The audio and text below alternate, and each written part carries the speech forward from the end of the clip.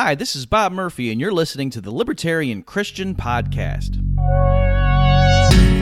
Welcome to the show that gets Christians thinking about faith and politics. Get ready to challenge the status quo, expand your imagination, and tackle controversy head on. Let's stand together at the intersection of faith and freedom. It's time for the Libertarian Christian Podcast. Welcome to the special September 11th episode of the Libertarian Christian Podcast. I'm Nick Gosling, and over the past 2 months, Doug Stewart and myself have conducted 3 interviews with 3 subject matter experts in the field of foreign policy.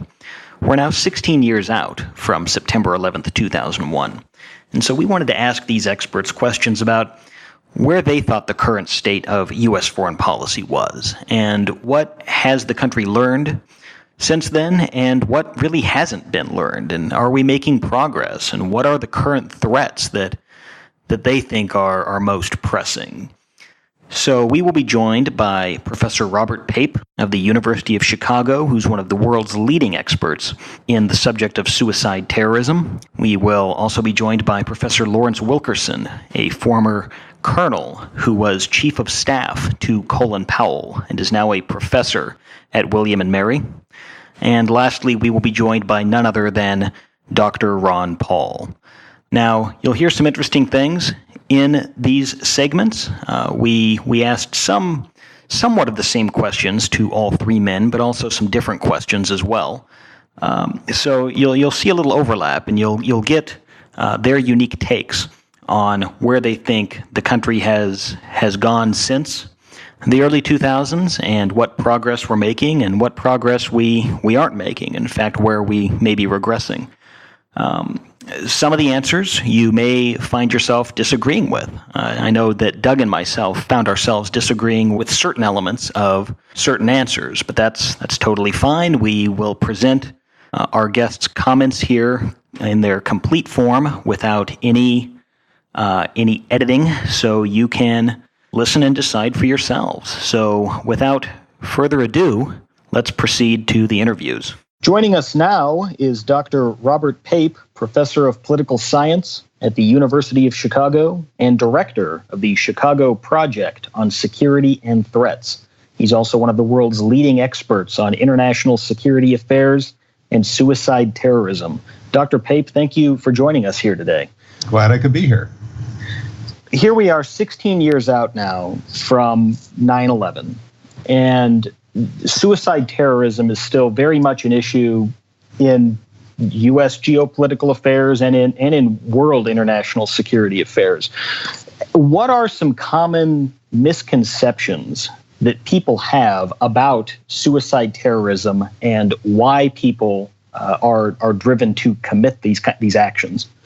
Yeah, the most common misconception is that suicide terrorism is a product of religion, and particularly Islamic fundamentalism. The reason for that misconception goes right back to 9/11. For many people, they didn't even think about suicide terrorism until 9/11. And then on 9/11, they saw 19 individuals, the hijackers who carried out the 9/11 attacks, and they saw that all 19 of them were Islamic fundamentalists. And so it was very easy to jump to the conclusion that Islamic fundamentalism, religion, must be driving this. And of course, it's a suicide attack. So maybe people are doing it because they're giving up their worldly life for some future reward in heaven. But this is definitely not the case. So after 9/11, I compiled the first complete database of all suicide attacks around the world. The first version of this database went from 1980 to 2003, and covered over 350 suicide attacks. Those were corroborated, detailed evidence about each and every one of those attacks. And what I discovered was that there were many, many secular and non-Muslim suicide attacks. The world leader at the time, from 1980 to 2003, was in fact not an Islamic group at all. They were the Tamil Tigers in Sri Lanka. They're a Marxist group, a secular group a Hindu group. The Tamil Tigers in Sri Lanka did more attacks than Hamas, and they were not on our radar because they weren't attacking us, and they weren't attacking the close friends of the Americans. And so it was hard to see some of the attacks that were occurring around the world. Well, what I discovered was that the leading cause of suicide terrorism was not religion, but it was military intervention, and specifically a military occupation. That what you see in both secular and religious suicide terrorists is that about 95% of them are in direct response to a military intervention, often a direct military occupation where there are tanks, fighter aircraft, and armor units occupying territory that the terrorists prize. That's what Lebanon in the 1980s, Hamas, that is the Palestinian suicide terrorists in the 1990s. That's what all the suicide terrorism that we've seen in Iraq since the American occupation have in common. And that lesson that suicide attacks are in direct response to military intervention by those outside of the community that the terrorists prize is a critical lesson that we need to learn still, because it is the number one thing that gets us into trouble. So in the minds of these suicide terrorists, in the psychology of it, what are they actually trying to accomplish? Is it just to strike fear into the hearts of their occupiers? Is it to ultimately force the occupying military to withdraw? Is it to create confusion and economic instability by making these large militaries chase around this phantom kind of enemy? What is their actual strategy? We see several different motives here, but overwhelmingly the strategy of suicide terrorist organizations and the individuals who follow out and carry out suicide attacks is to compel that enemy, that military enemy that is intervening to control territory that the terrorists prize, to withdraw. And they're doing that because they want to preserve the way of life of the local community, and they believe that the military intervention is threatening their way of life.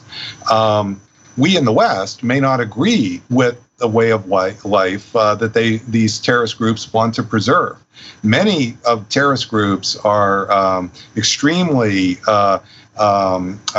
oppressive toward women in their societies. But that should not cause us to overlook that the terrorist groups, the overseas terrorist groups that are using suicide terrorism, are often trying to preserve their own autonomous way of life, their ability to call the shots, if you would, inside their own society, and to use suicide attack as a way to push back those military interveners so that they have more latitude and autonomy to run their societies the way they want to.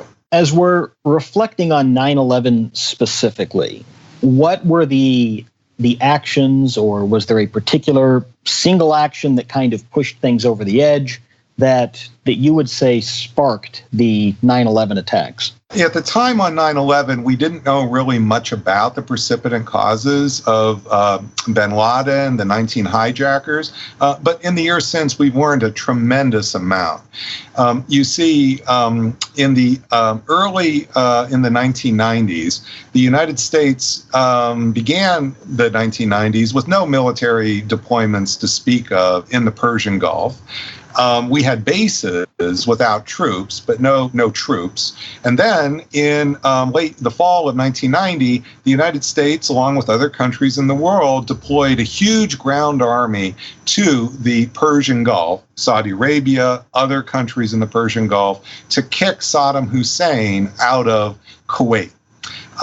We ended that in just 6 months. So we fought a war with Saddam Hussein's army in 1991. We kicked him out of Kuwait and kicked Saddam Hussein's army back deep into Iraq. And then we never fully left. From 1991 through 2001, the United States deployed between 15,000 and 30,000 combat forces on the Arabian Peninsula every single day. And this is something we had not done before 1990, going all the way back to World War II. Well, that presence was very, very the key inspiration for bin Laden to motivate individuals to join his cause and to motivate the 9/11 hijackers.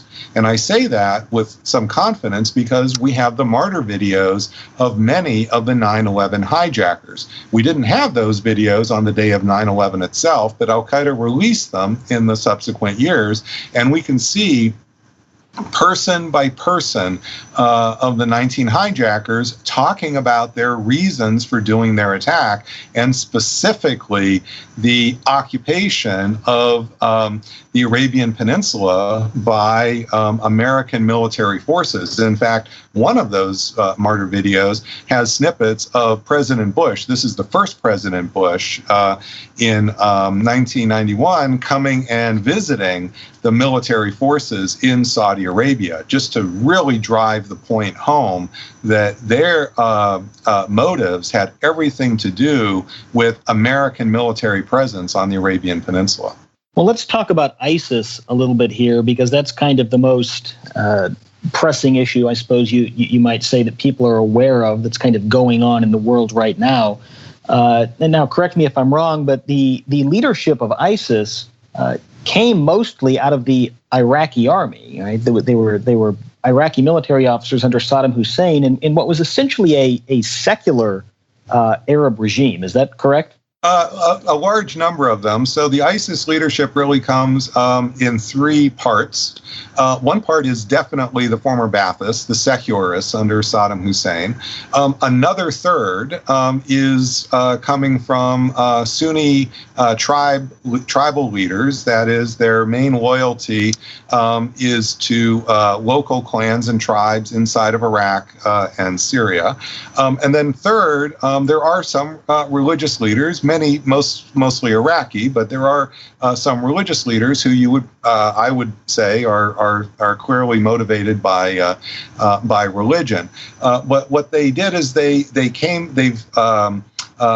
group that we call ISIS is a manifestation of the original terrorist group of Al-Qaeda in Iraq that really started to carry out suicide attacks in Iraq after our military occupation in 2003.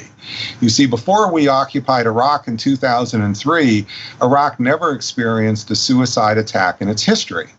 After our occupation, Al-Qaeda in Iraq really formed and congealed, and it began directly with our occupation to carry out suicide attacks. Well, there's been ebb and flow of this battle between the Americans, between the Iraqi government, and the terrorist group originally called Al-Qaeda in Iraq for now almost 15 years. And that is that group then has morphed several times and is now what we call ISIS.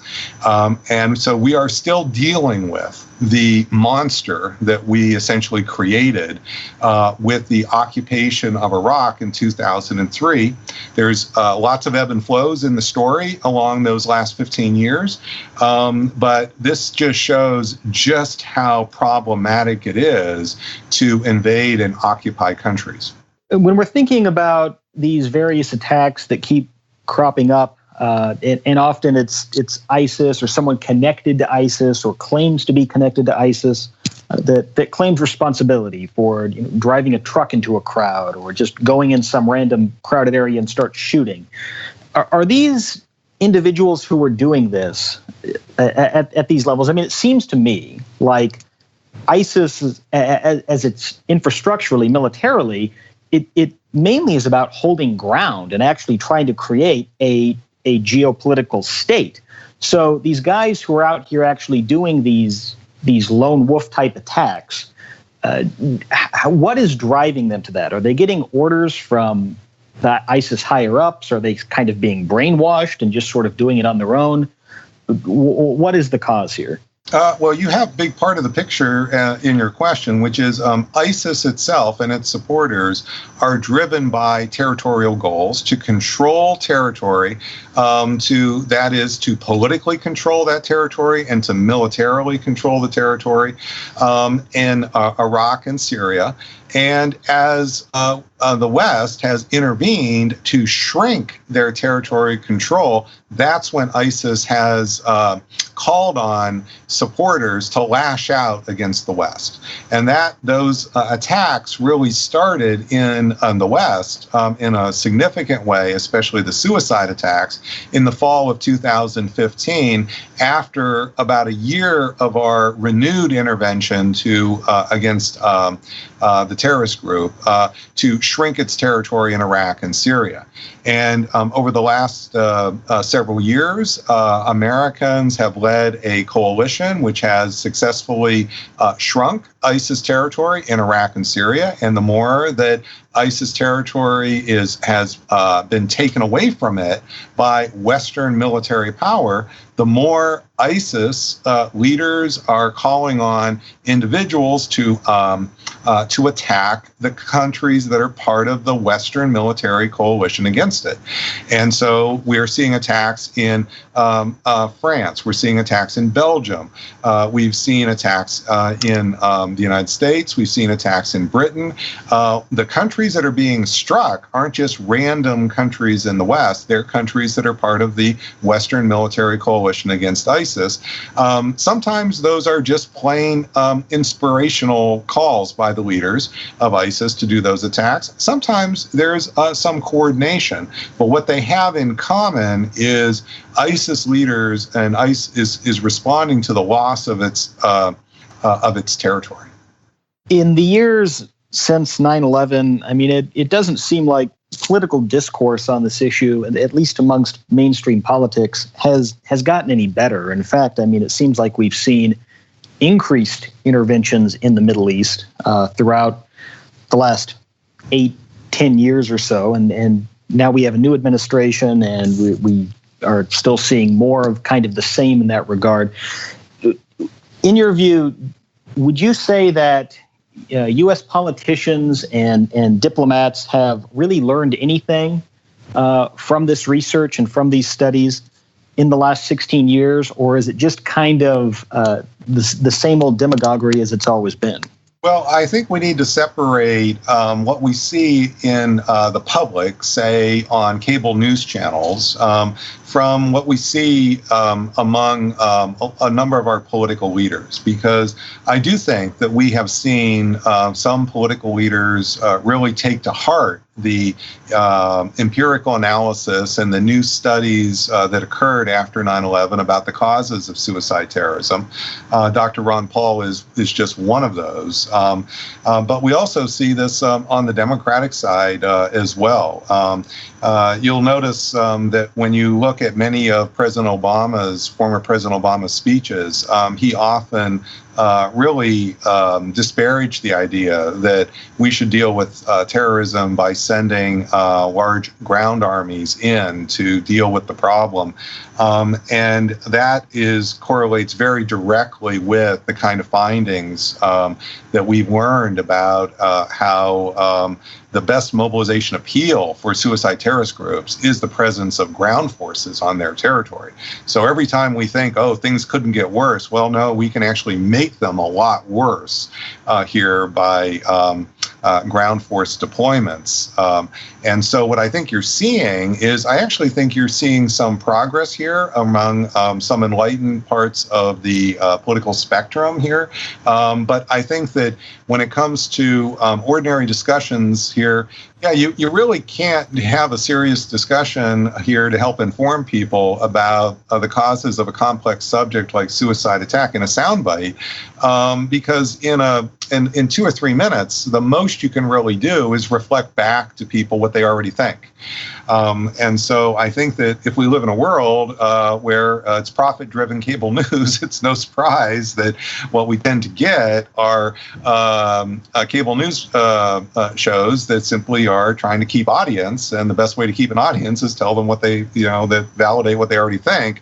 And that's very that doesn't work so well with a complex subject like suicide attack, which really does require something more like a 15 or 20 minute real discussion of the facts and the evidence here, so that we can bring up some of the facts and evidence, people can question them, and we can have a real discussion.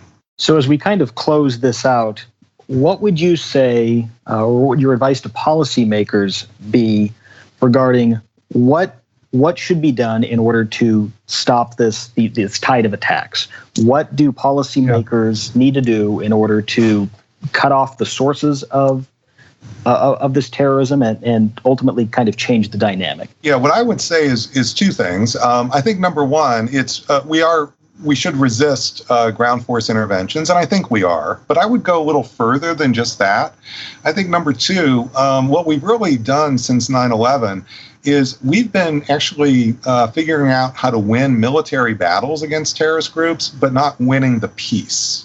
So we have won the war, so to speak, the military part, but we've often then just a few years later come right back with the same problems. And the reason is because what happened when we went into the Middle East, into Iraq in 2003, is we fundamentally broke Iraq.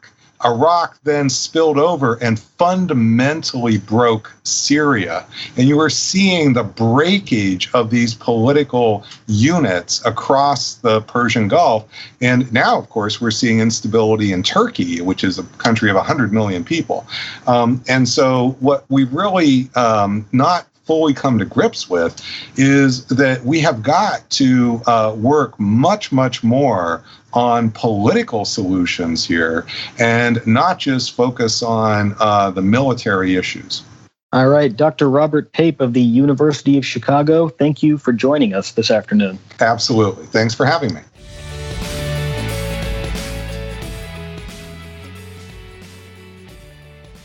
We're now joined by Professor Lawrence Wilkerson, Distinguished Adjunct of Government and Public Policy at William and Mary. He is a retired U.S. Army colonel who also served as Chief of Staff to Colin Powell and later became a staunch critic of neoconservative foreign policy. Professor Wilkerson, thank you for joining us today. Thanks for having me.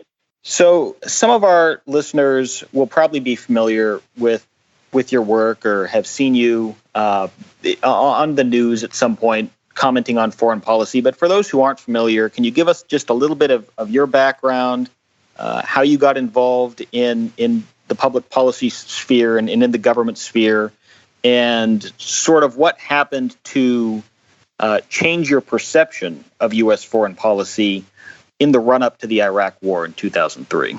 I started teaching at the nation's war colleges, the Naval War College first in Newport, Rhode Island, and then the Marine Corps War College in Quantico, Virginia. National security, government, U.S. government in general, strategy, policy, those sorts of esoteric subjects. And so through an academic's point of view, as well as experiential, because I was a lieutenant colonel and colonel in the Army at that time, I began to learn about what we've done to this country in building a national security state since 1947 and the end of World War II. And I put that experience to work for me, some positive, some negative, both as a special assistant, as an Army colonel to Colin Powell when he was chairman of the Joint Chiefs of Staff from 1989 to 93, and then again as his chief of staff when he was Secretary of State in the early 2000s. So I bring both in that, and now, of course, I've been teaching for 12 years, over 400 students on 2 different campuses, the same thing, but with all that background and experience in academia to supplement it.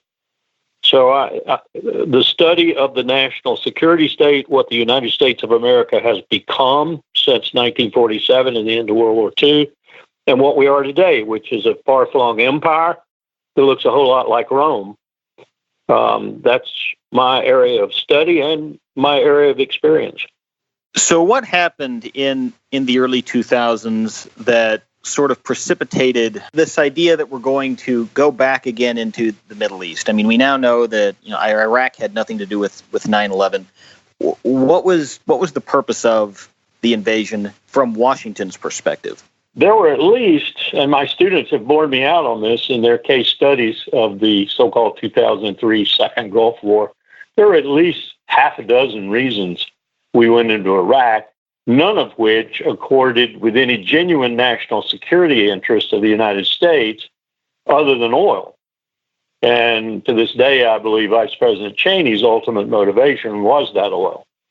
Ever since Franklin Roosevelt and the Saudi king met to decide on who would get Saudi oil and in general Middle Eastern oil, Japan, Europe, the United States, and so forth, all our allies, we have been doing that. We have made, as Jimmy Carter finally said explicitly in 77 or 78, as I recall, the Persian Gulf is a vital national security interest to the United States of America. Vital simply means we'll die for it.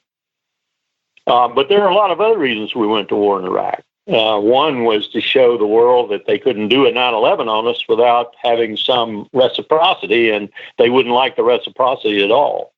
Another was to make Israel's position in the world more secure. This is what some people thought. Another was to essentially insert ourselves back into a region where previously we had only had a strategy of offshore balancing.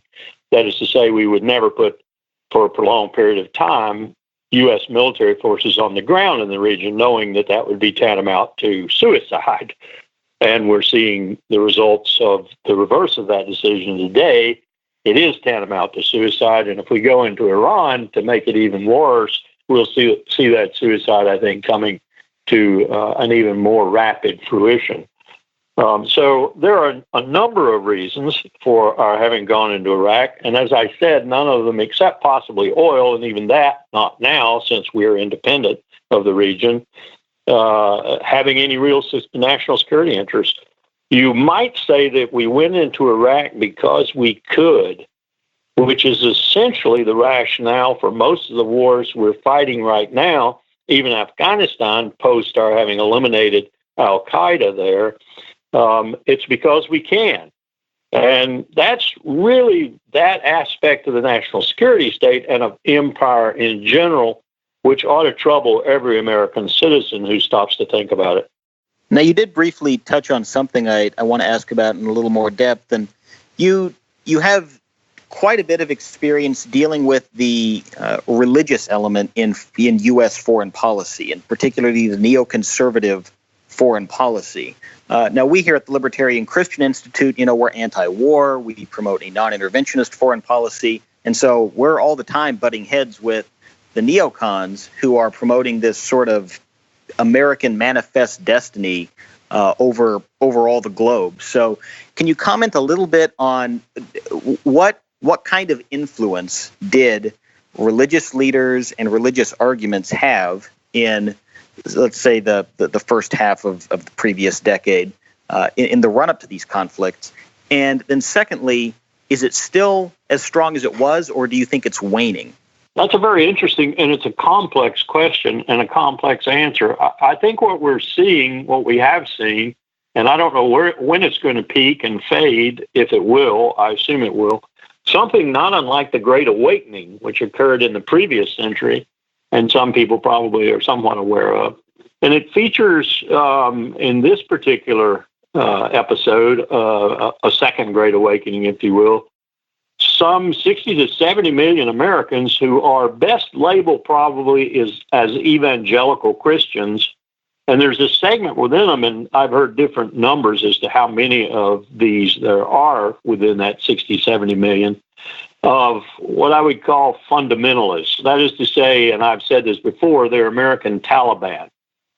And that's not too strong a phrase to use, I don't think, because they have, as you intimated in your question, been extremely influential, particularly since Ronald Reagan's first time, on convincing, or at least using their influence to try and convince national security leaders to take action, not necessarily directly in the name of Christianity, but certainly for the purposes that they judge Christianity to be on this earth.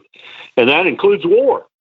It includes most heinously and nefariously, in my opinion, war. And it includes, even in some instances, for example, money collected in the United States and sent to Israel to finance West Bank settlements. In other words, to finance apartheid in Israel, to finance the occupation, which is illegal under international law in Israel, and to finance people like Bibi Netanyahu, the extremely right-wing government leader in Israel right now.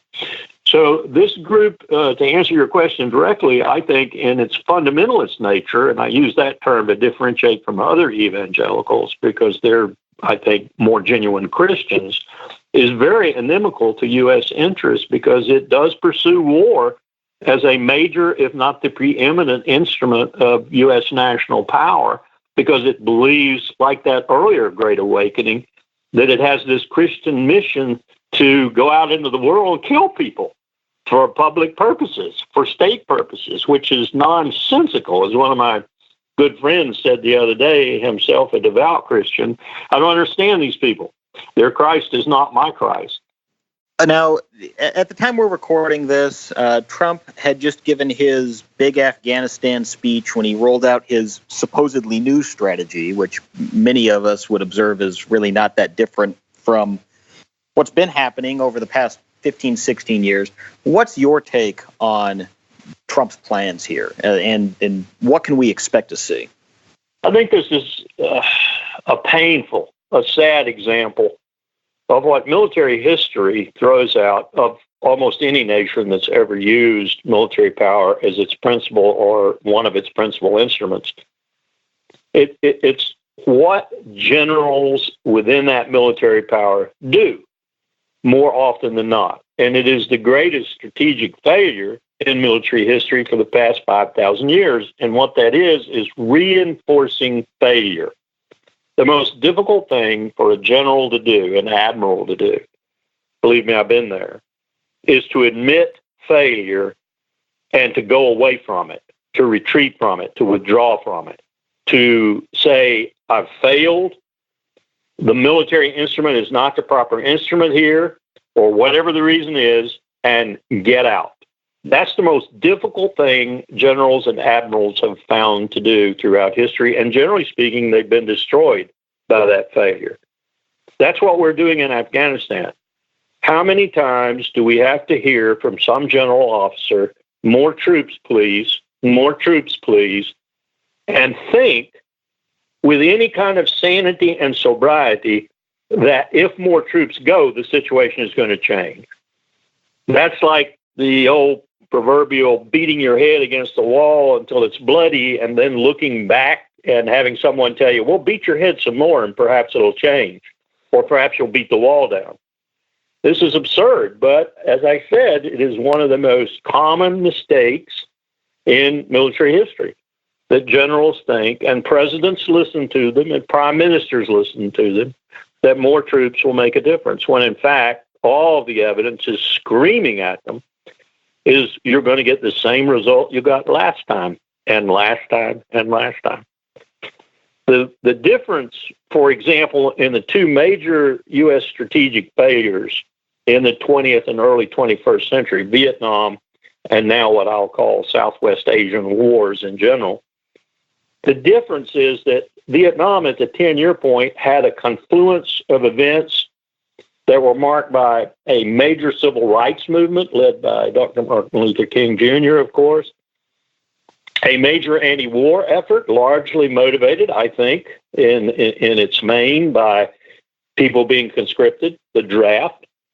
And those two things combined, the movement for civil rights and the movement against the war in Vietnam, and caused that great strategic failure I just described to you to be ameliorated.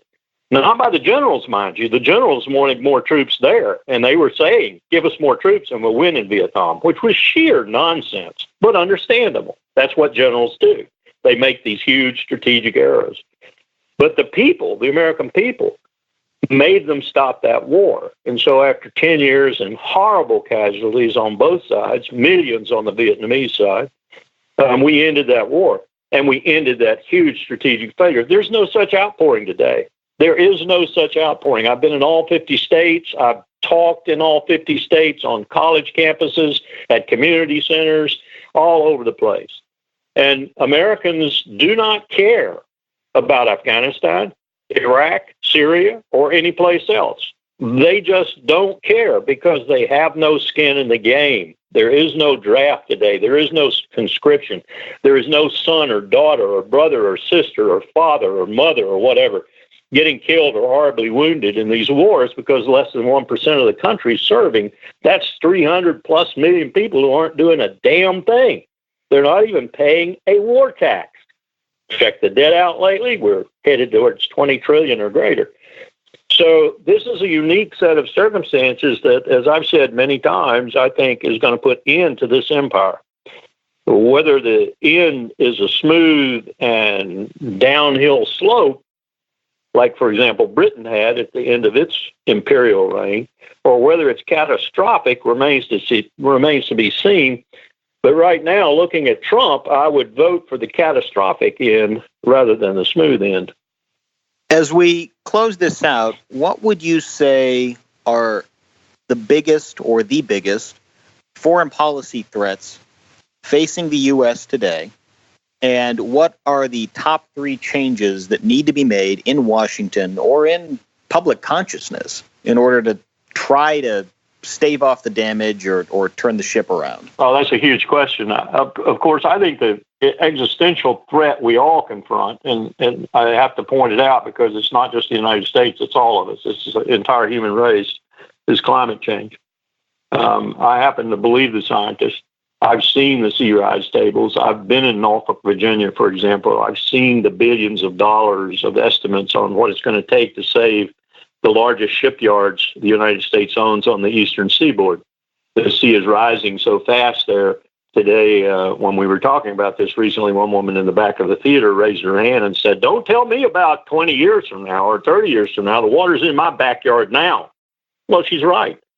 In Norfolk, that's the case. And elsewhere along the eastern seaboard, too, it's beginning to become known to people that this is the number one threat. And incidentally, this is a national security threat of the first order because it is going to bring all manner of problems for the U.S. Armed Forces as they try to deal with a massive increase in humanitarian assistance and disaster relief missions all across the globe. So this is a huge threat. The threats that are being thrown at us that are more topical, more in our face, more on Donald Trump's agenda, if you will, the DPRK, North Korea, Iran, Russia, especially Russia in the old area of its sphere of influence like Ukraine, Latvia, Estonia, Lithuania, and so forth, and other things like that are real, and they're apt to do some danger, especially with a president who doesn't seem to know what he's doing with regard to foreign policy and national security policy. But they're manageable if Trump were just to back off and leave them alone. The institutional fabric of this country would manage them quite well, I think.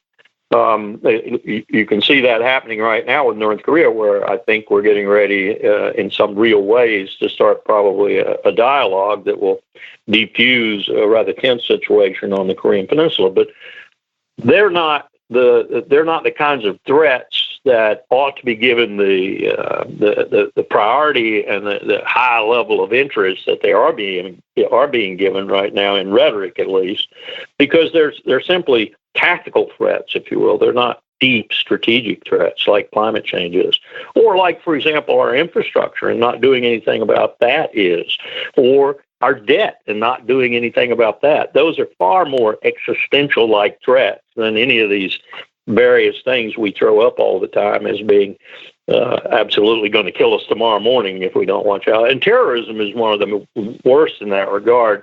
You may have seen the Cato Institute's publication not too long ago where they listed threats like dying in an airplane crash, dying in a car crash, and so forth. And terrorism was so far down that it equated roughly with a lightning strike. That is to say, an American has about as much chance of being struck by lightning as they do of being killed by a terrorist attack. And yet we spent trillions of dollars on that. What would I do? 3 or 4 things that I would do to change this right away? I'd wake up the American people, first of all. The American people have got to awaken, or a significant majority of them have to, or this democracy's finished, if it's even still a democracy today.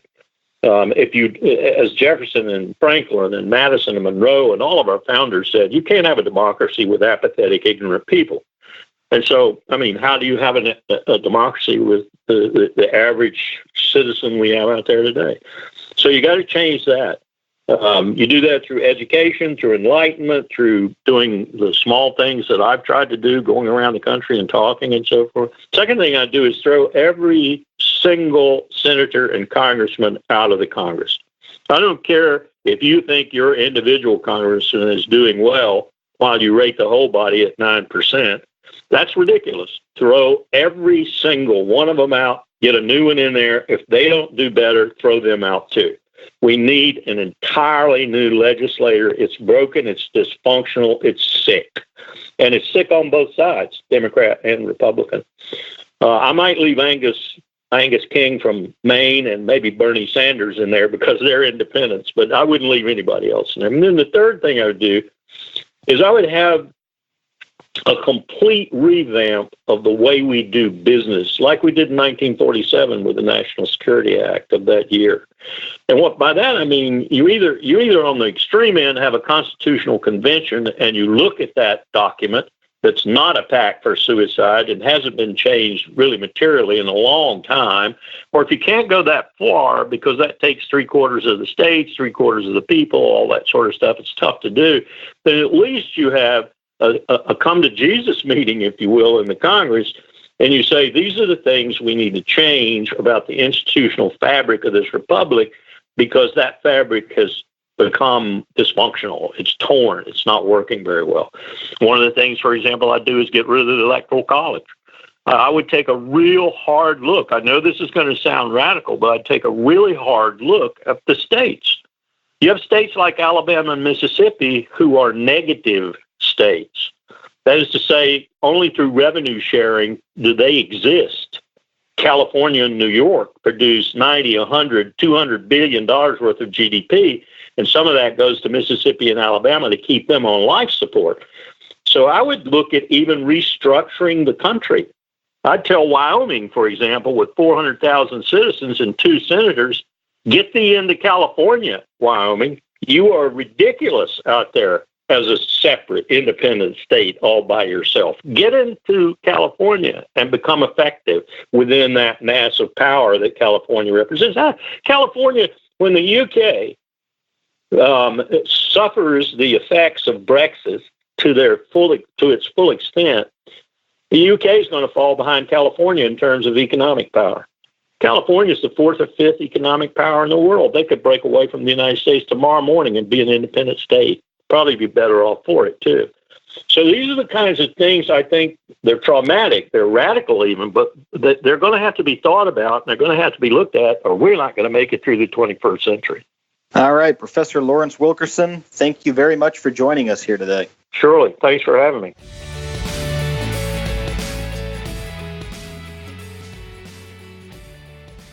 Our last guest here on this episode needs no introduction. It's Dr. Ron Paul. Many of you who are listening have probably become libertarians in large part due to his influence. So we are very grateful to have him here with us today. Dr. Paul, thanks for joining us.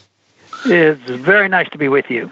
We're 16 years out now from 9/11. What do you think is the current state of U.S. foreign policy? I mean, have we made strides, at least in the public's perception, or does it seem like we're going backwards in some ways? In Washington and the actual policy, it keeps getting worse every single day.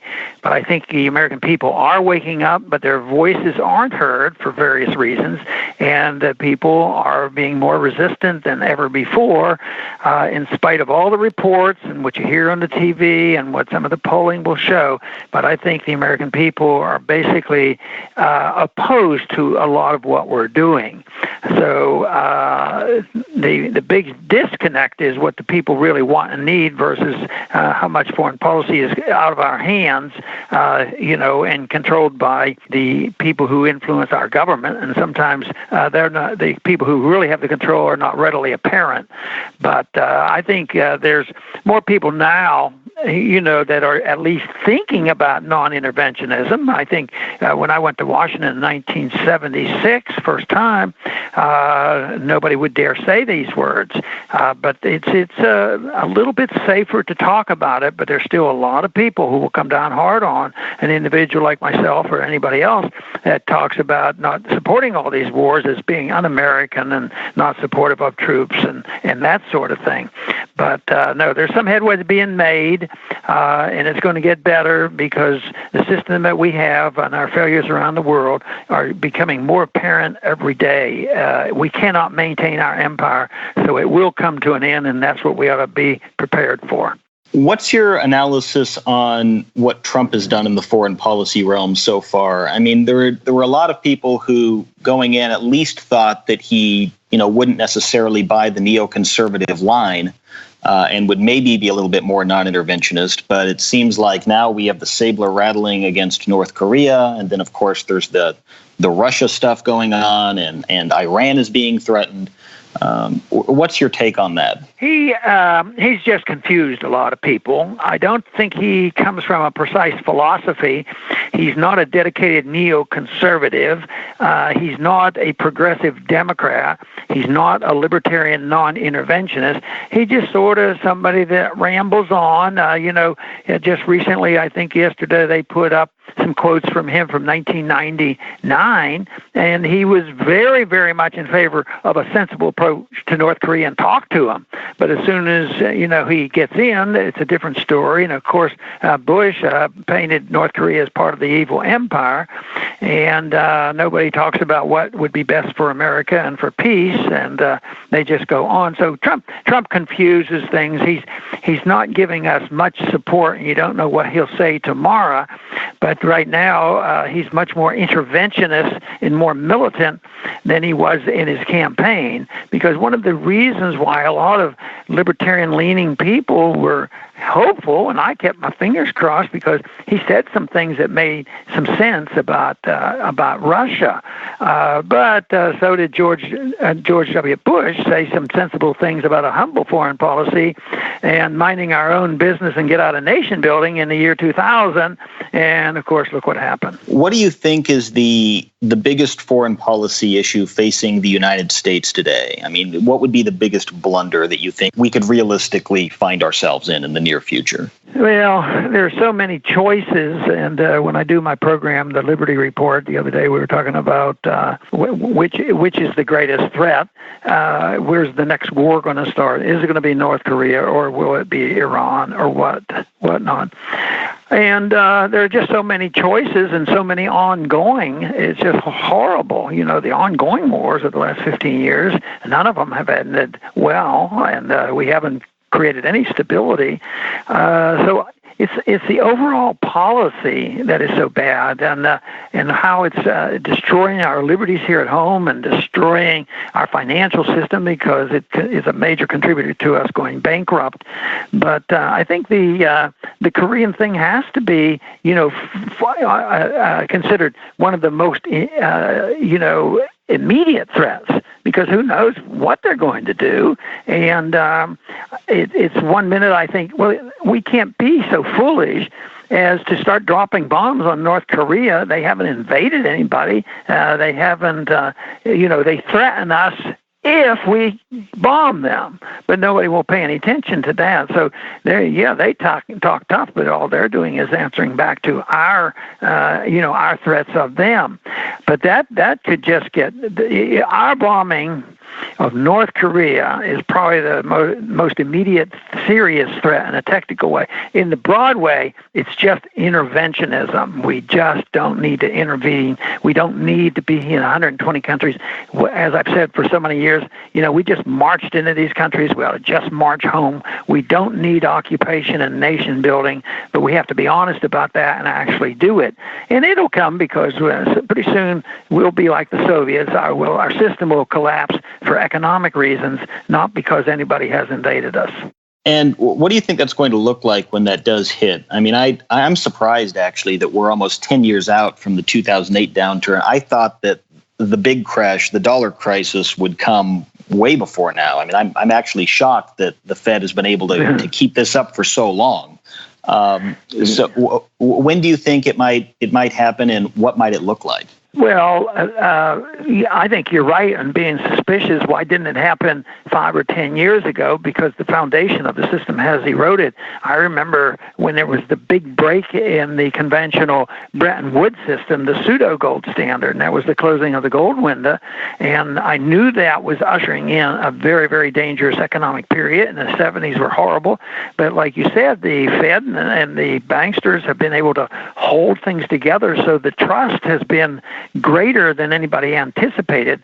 And although you have to have objective monetary standards for economic growth, the trust in the currency is subjective. And as long as you have that subjective support, people trusting the dollar, that is. And we are a powerful nation. We still have a lot of wealth. We have a clout economically, and we have the reserve currency of the world.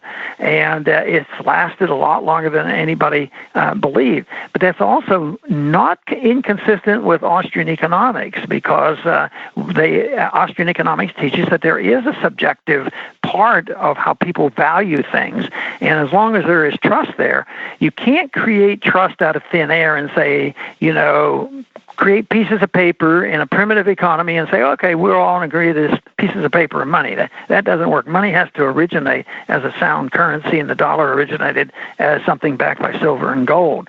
But the trust can last longer than the actual reasons for it, which means that we live in a very, very precarious system. And like in the last 2 days, things have changed. In the last 6 months, the dollar has started to go down.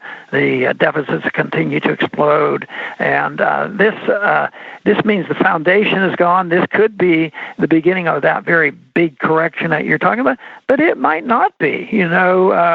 The timing of events is not possible because you don't know how people are going to react. But there are enough reasons for people to panic, and a lot of people haven't necessarily panicked. I suspected things were going to go badly in 1971, so people kid me about being worried. And I said, yeah, they kid me about not taking advantage of all this wonderful growth. And I said, yeah, because I thought something would come to the point where the dollar would be destroyed. So I systematically, bought gold and silver. Gold was back then $35 an ounce.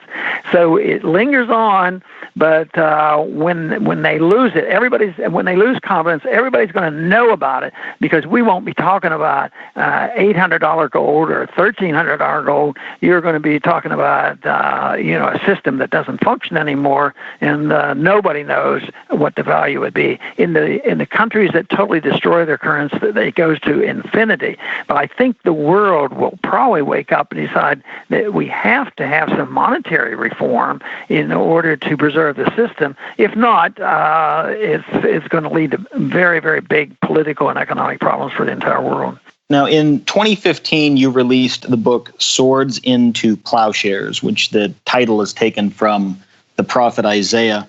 And one reviewer, in fact, I think it was Lawrence Vance, who's an affiliate of our organization, writing on LouRockwell.com, said it was maybe your most important book because it's very personal. Can you talk a little bit about how your faith has led you to these conclusions and really a lifetime of trying to pursue peace? Well, they do come together, obviously, because I was raised in a Christian family, and I got interested also in economic policies, and saw things as they were evolving. But then even though I entered politics, probably it would be safe to say that I had a greater emphasis and interest in the economic system and monetary policy because of the 1970s. But it didn't take me long to sort of put it all together that, a financial system like what we have with the Fed is designed to promote war and empires and propaganda, and control and wealth control. So it all comes together. But it's quite simple if you accept the principle that government shouldn't be doing the things that we're not allowed to do, and most people accept, the basic Christian principles that we shouldn't lie, cheat, steal, or kill. That's not too complex, even though a lot of people still do that. Most people, the very large majority of people say, that's not a very good society.